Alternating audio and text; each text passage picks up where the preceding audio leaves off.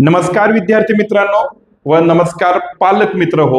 आजचा व्हिडिओ खास करून पालकांसाठी आहे, कारण भारताच्या लोकसभेमध्ये एक अत्यंत महत्त्वाचं विधेयक मांडण्यात आलेलं आहे आणि ते विधेयक आपल्या लहान मुलांच्या भविष्याच्या दृष्टिकोनातनं, त्यांच्या शारीरिक व मानसिक सक्षमतेच्या दृष्टिकोनातनं अत्यंत महत्त्वाचं आहे। ते विधेयक म्हणजे मोबाईलवरती जे ऑनलाईन गेम खेळले जातात या अनेक गेमवरती बंदी घालण्याचं विधेयक जे आहे ते मांडण्यात आलेलं आहे आणि यासाठी भारतातल्या सर्व तमाम पालकांकडनं आपण भारत सरकारचं या ठिकाणी या गोष्टीसाठी अभिनंदन केलं पाहिजे असं मला वाटतं। आपण त्यांना शुभेच्छा देऊयात। विद्यार्थ्यांसाठी असे नवीन नवीन विधेयक जेणेकरून विद्यार्थ्यांचा शारीरिक असेल, मानसिक असेल किंवा सामाजिक असेल किंवा शैक्षणिक असेल विकासासाठी अत्यंत महत्त्वाचे असलेले कायदे आपल्या देशामध्ये वेळोवेळी असे पारित व्हावेत व ते लागू व्हावेत, जेणेकरून आपली येणारी जी पुढची पिढी आहे ती सामाजिकदृष्ट्या, शारीरिकदृष्ट्या, मानसिकदृष्ट्या, शैक्षणिकदृष्ट्या सक्षम झाली पाहिजे। तर पहा पालक मित्र, इथं आज आपण या व्हिडिओमध्ये काय करत आहोत, ऑनलाईन गेम्सचे विद्यार्थ्यावरती होणारे परिणाम पहा। आता ही जी दिसतंय ते तुम्हाला सर्व परिचित आहेत। ओके, महागुरू आहेत हे वेगवेगळ्या खेळामधले, हे क्रिकेटच्या खेळामधले महागुरू आहेत। या ठिकाणी तर भरपूर गेम तुम्हाला खेळायला भेटतात। तर या खेळांवरती किंवा हे खेळ कसे आहेत त्यांच्यामुळे काय दुष्परिणाम झाले हे आतापर्यंत तुम्हाला अनेक तज्ञांनी तुमच्यापर्यंत पोहोचवलेलं आहे। या व्हिडिओतनं आपण फक्त आणि फक्त विद्यार्थ्यावरती याचे काय परिणाम होतात त्याबद्दल चर्चा करणार आहोत। लक्षात घ्या, पहिला मुद्दा आपण समजून घेत आहोत की अशा गेममुळे होतं काय। पहा, व्यसन फक्त दारूचं, सिगारेटचं, गुटख्याचं, माव्याचं वगैरे असं असतं अशातली बाब नाही। व्यसन म्हणजे काय, एखादी गोष्ट जेव्हा आपल्याला आवडायला लागते ती गोष्ट पुन्हा पुन्हा आपल्याकडनं होते, वारंवार होते आणि ती गोष्ट पुन्हा पुन्हा करावी वाटते, वारंवार करावी वाटते, त्याला व्यसनाधीनता असे म्हणतात।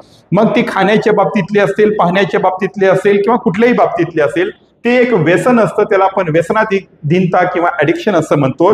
तर विद्यार्थ्याच्या दृष्टिकोनातनं पहा काय होतं, जेव्हा विद्यार्थ्यांच्या हातामध्ये मर्यादेपेक्षा जास्त वेळ आपल्याकडनं मोबाईल जातो त्यावेळेस त्या विद्यार्थ्यांना त्या मोबाईलमध्ये गेम खेळण्याची जी सवय लागते आणि ही सवय जी असते या सवयीमुळे त्यांना नेहमी सतत गेम खेळण्याचीच इच्छा निर्माण होत असते सतत।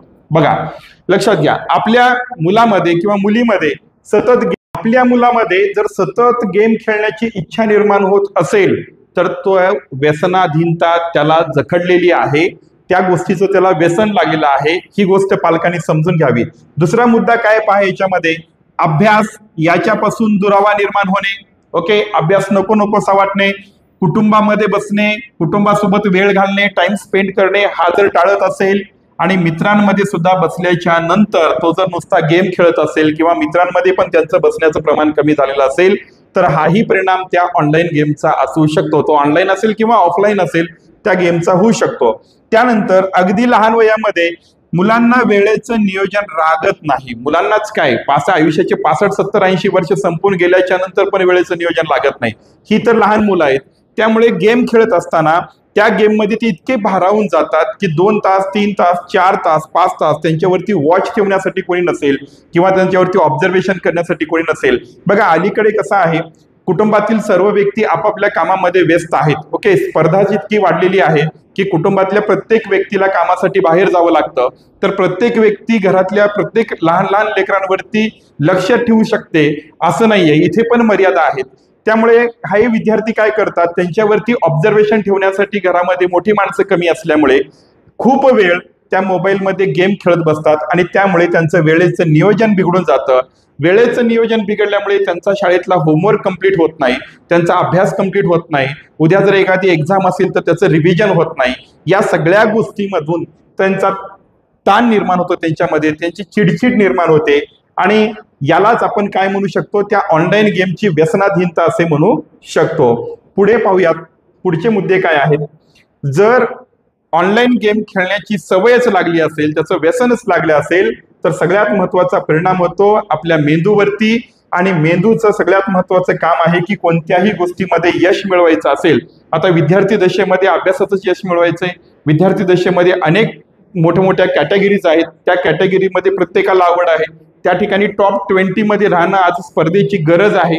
ओके, ती गरज बनलेली आहे किंवा त्याला गरज आपण बनवलेली आहे असं काही म्हणू शकता। तर त्यासाठी तो अभ्यास करण्यासाठी विद्यार्थ्यांना गरज असते एकाग्रतेची. पण जे विद्यार्थी जास्त वेळ गेम खेळतात त्या विद्यार्थ्यामध्ये एकाग्रतेचा अभाव दिसून येतो. म्हणजे काय होतं पहा, अभ्यासात लक्ष त्याचे कमी होते, सतत गेमची आठवण येत राहते. या दोन गोष्टी अशा मुलांमध्ये आपल्याला पाहायला भेटतात. चला आता पुढच्या मुद्द्यांकडे पाहूयात.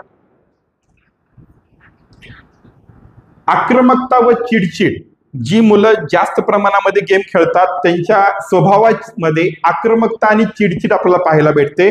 म्हणजे नेमकं काय होतं पहा, जिंकण्याची स्पर्धा व हरल्यामुळे मानसिक तणाव त्यांच्यामध्ये निर्माण होतो. पहा, आपण जेव्हा गेम खेळतो तेव्हा दोन गोष्टीसाठी खेळतो, एक तर जिंकण्यासाठी, ओके, आणि दुसरं हरण्यासाठी. हरण्यासाठी तर कोणी खेळत नाही, जिंकण्यासाठीच खेळतो. आणि त्या जिंकण्यासाठी कोणत्याही स्तरावरती जाण्याची आपली मानसिक तयारी असते.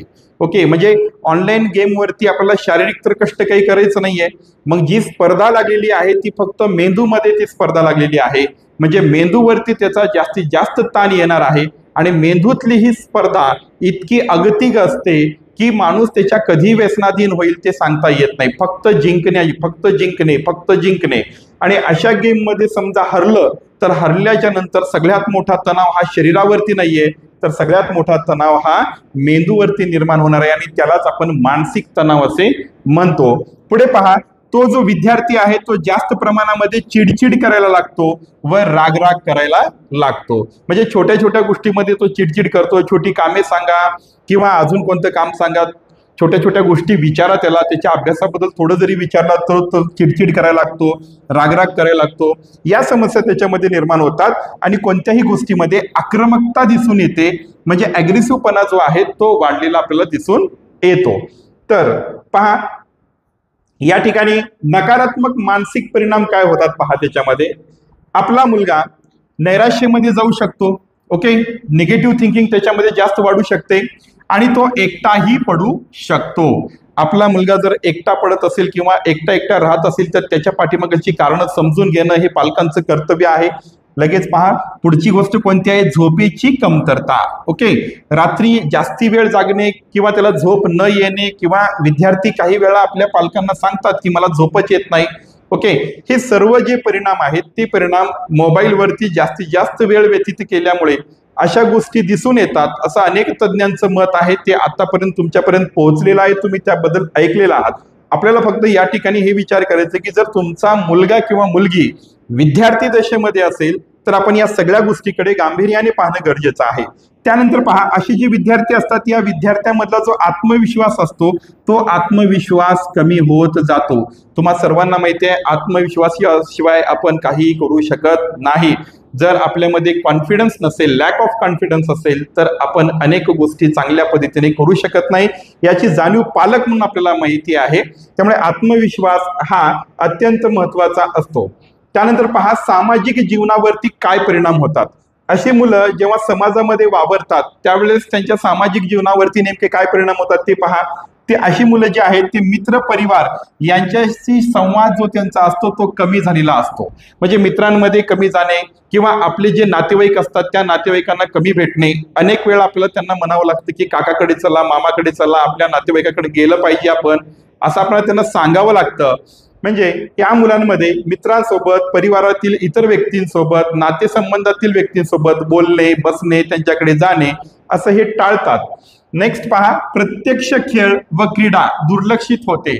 म्हणजे ह्या ज्या विद्यार्थ्यांना ऑनलाईन गेम खेळण्याची किंवा मोबाईलवरती जास्त गेम खेळण्याचं व्यसन लागलेलं आहे हे विद्यार्थी प्रत्यक्ष खेळामध्ये खूप कमी सहभागी होतात व त्यांना जे आउटडोर गेम्स आहेत, मैदानी जे खेळ आहेत किंवा शारीरिक खेळ जे आहेत हे शारीरिक खेळ त्यांना आवडत नाहीत. सतत खुर्चीवरती किंवा बेडवरती बसून मोबाईलवरती खेळणारे जे गेम आहेत यांच्याकडे त्यांचं जास्त लक्ष जातं. त्याचबरोबर अशा विद्यार्थ्यांना आपल्या आजूबाजूला नेमकं काय होत आहे याची काही माहिती नसते. म्हणजे आपल्या आजूबाजूला काय घडत आहे, शेजारी काय घडत आहे, आपल्या कॉलनीमध्ये काय घडत आहे, आपल्या गावात काय घडत आहे, देशात काय घडत आहे, राज्यात काय घडत आहे, जगात काय घडत आहे, या सगळ्या गोष्टींकडे त्यांचं दुर्लक्ष असतं. म्हणून इथं म्हटलं जातं की समाजातील सहभाग त्यांचा कमी होत जातो.